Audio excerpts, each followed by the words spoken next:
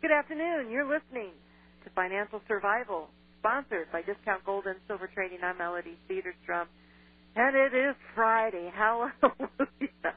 Oh, Good Friday is this week on the 17th of April, 2009. And again, thank you for joining us today. You're listening to Financial Survival, and this program is brought to you by Discount Gold and Silver, 1-800-375-4188. That is 1-800-375-4188.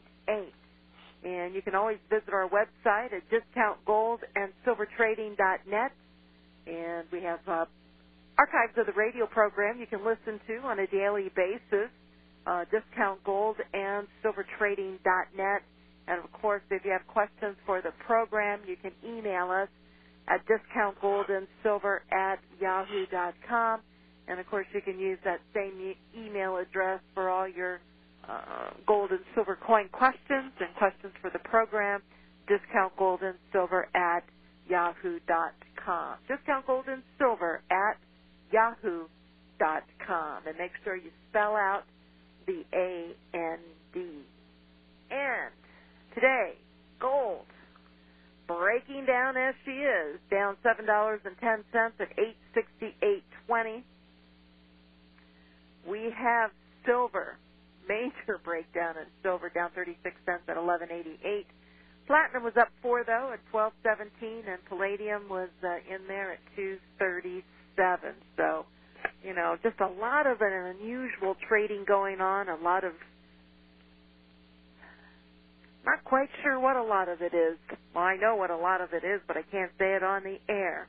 But we do have Robert Chapman from the International Forecaster, and he'll say anything on the air. Good afternoon, Bob. I'll couch it in other terms. Okay, first of all, what's going on out there? Well, we're getting a test. It was and has been pushed over the past 5 weeks here, as they took the market up from 6,600 on the Dow to 81 something, and it's all part of the mosaic that they're putting together. The Dow is up 6 points today. Again, there wasn't too much news coming today. One of the surveys said that people were more optimistic about the economy than they had been the previous month because of all the propaganda that's being spewed out. I mean, CNBC is in heaven. Their 20th anniversary, they're just jumping up and down and telling everybody to pour into the market, and so on, the stockbrokers. And I'll tell you one thing, I'm a professional, and I would not put one dime into the stock market except for gold and silver shares. I mean, this has been straight up for 4 weeks. It's gone up 30%, which is unheard of. And it's based upon phoning earnings from banks, propaganda and lies. And that's all I can say is that if you have cash value insurance policies or annuities or mutual funds or some kind of retirement funds that are invested in the stock market, great time to get out.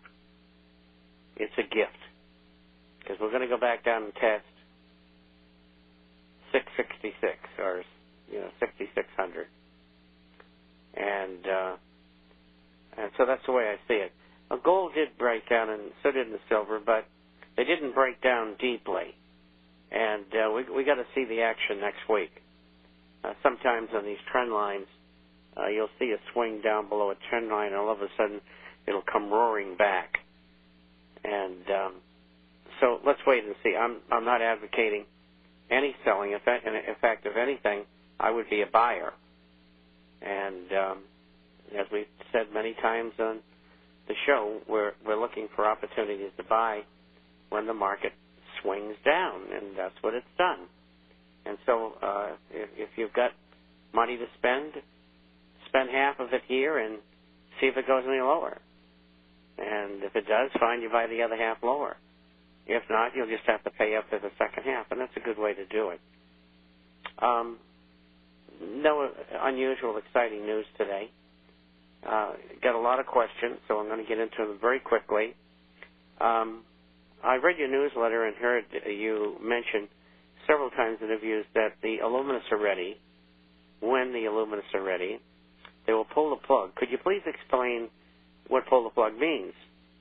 Why will they do this, and what the consequences for us as individuals are? And this is from Fritz. And the answer to that is that conceptually, all of what you see has been orchestrated by a group of people who are in business and finance and international corporations who control the governments of the world, by and large.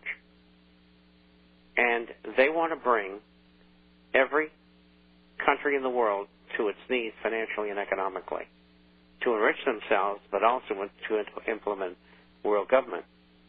So when they want, and they're ready to go forward another step or perhaps culmination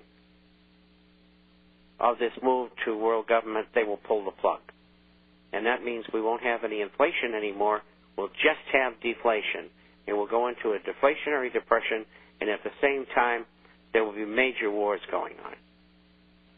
And probably once we go into that situation, there will probably be revolutions going on in half the countries in the world. So that's what pull the plug means. Next,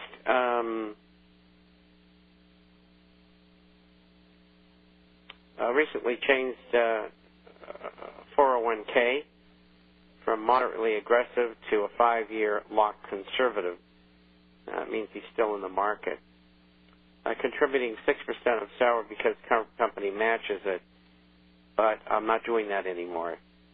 I tried to take all the money out of my company, only allows me to take out 50% on a loan, which is actually high. And so he did that. Am I wrong in not contributing 6%? And the answer is, no, you are not wrong. If you think the market's going down and you and your employer put in 6 and 6, 12%, maybe you lose half of it. So if you can start up later, maybe. And who knows what they're going to do with these pensions. I read another article today discussing them, and they got to do something because the economic developments are accelerating the year when they'll run out of money, and it's now down to 2017. That's about 8 years from now, more or less, and they'll be totally unable to fund Social Security and government retirement. And so we don't know what they're going to do, but there's a possibility that there could be radical changes. We'll find out in time. He says, I figure the dollar is not going to be worth anything when I retire anyway, so what's the point? And I'm 30 years old, and my strategy now is to invest in gold and silver coins. I already have food, ammo, some coins, and a water filter already. And that's the thing to do. That is the thing to do. Next question. They sent me, hold on a second. That was sent in by Brad. This is from Chris. She sent me a piece that Merrill Lynch put out. And the bottom line was, long term, they think gold's going to go up. But they think because of speculation in gold that it might go down here. And could be right, but I don't think so. There's not excessive speculation in gold and silver. If there was, then we would see very large gains quickly, one after another, and we're not seeing that. And don't forget, Merrill Lynch is not bullish on gold. None of the major firms are.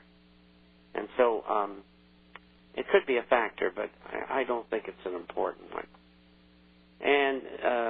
Jessica Joe got here. Bob, I read the same thing. She sent me a copy of that, too, and if you read it sounded like they were trying to, if you did want gold, then we have the ETFs to sell you. Yeah. So they want you to buy the ETF. They want you to buy the ETF, so there's always a reason why, you know, they'll be positive in some areas and negative in others. Right. Okay, my